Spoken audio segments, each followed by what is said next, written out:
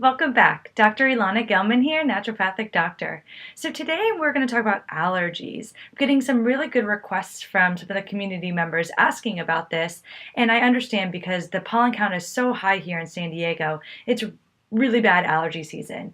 Something I just learned, the reason why the pollen count is so high is because our weather keeps on changing so drastically. Some days it's kind of chilly, and then some days it's incredibly warm and beautiful. So when you do notice that in your area, just expect it to be a worse allergy season, unfortunately. So I want to give you guys 5 tips that you guys could do when it comes to treating your allergies naturally. So I'm going to specifically talk about seasonal allergies, where allergies are worse during different times of seasons. The first thing that I absolutely love that I recommend to all my patients with allergies is using the Neti Pot. You probably already know about this, but it's simply a nasal sinus wash that you go ahead and buy, a little either squeeze tube or a little ceramic little thing that you just kind of put up your nose and let the water go in and then out. And I just absolutely love this. It's just really bathing your sinuses. So pollens settle in our sinuses, and we just need to wash them out in order to really be able to breathe properly. And so then our immune systems aren't hypersensitive to the pollens and other triggers that are sitting there. So definitely Neti Pot twice a day, morning and night.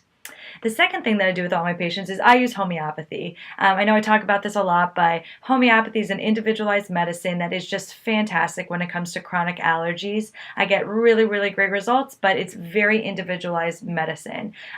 So you would have to go ahead and see a qualified homeopath or a naturopathic doctor that does do a lot of homeopathy. The third thing that I like to talk to people about is using their local honey. The reason why this can work for some people, not everyone, but some people, is that the local honey contains some of the pollens that are in the air in your area. And so the bees, they pollinate that honey from different plants. So really important that you get local honey. Raw honey is really the best. Go to your farmers markets. And also if you can get access to bee pollen, that really does help a lot. Some people do really well with it and some people don't. So that's kind of my experience with it. So go ahead and you can play with that and see if that works for you. I would say at most 1 teaspoon a day is all you really need, and that would be a long-term kind of goal. Now, if you're having blood sugar problems, honey is very high in sugar, so you have to be really careful about that if you're either pre-diabetic, diabetic, insulin resistant, or any other kind of complaints with blood disorder dysregulation. Okay, the other point that I have here is a lot of common practices in Europe do a lot of things that are similar to allergy shots, but they're actually more sublingual immunotherapy. Here in America, we do a lot of allergy shots, but if you want to do something a little bit less invasive and more gentle, there is something called sublingual immunotherapy that you can order through a doctor who likes to provide this. So what I do with some of my patients is I order through blood work an IgE environmental panel for the area that they live in, and then I send that off to a company that actually dilutes, who prepares substances with those actual exact triggers of allergens that they are sensitive to.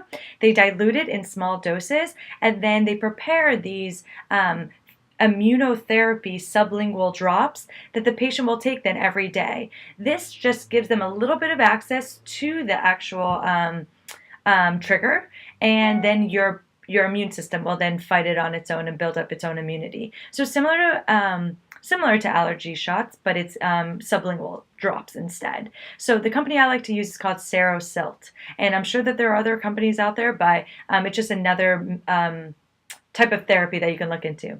Now the last one before I wrap up, sorry this is taking a little bit of longer than I thought, I have here are just, herbs and nutrients. So we have tons of herbs and a lot of nutrients that does something similar to something like Claritin or Zyrtec, where it's just the antihistamine. So what happens is we get these triggers, our immune cells will now stimulate a histamine response. That's what gives us the itchy eyes, the watery eyes, the itchy throat, the nasal discharge. And so there's a lot of nutrients out there and herbs that really can help that as well. Some that come to mind are nettles as a really good herb. Another good nutrient is quercetin. Another great nutrient is vitamin C. Another great herb is butterbur, so something very high in pepsin. So those are pretty much the good herbs and nutrients that come to mind quickly, but know that they're out there. A product I really like is called D-Hist. I'll put that on the bottom of the screen so you guys can look for that. And so there's so many options when it comes to allergies. I just listed 5. So if I remember correctly, it was the Neti Pot, homeopathy. Number 3 was honey and bee pollen. The 4th one was the Cerisil, the immunotherapy sublingual drops. And then the 5th one are just herbs and nutrients that are really antihistamine acting. All right, you guys, there's a lot about allergies, so some kind of tips that you can take and pass on to some loved ones. So questions or comments, always feel free to ask. And I love hearing from you guys, so go ahead and keep on asking good questions. They inspire me for my weekly videos. Okay, I'm going to get going, and I will see you next week. All right, take care. Bye.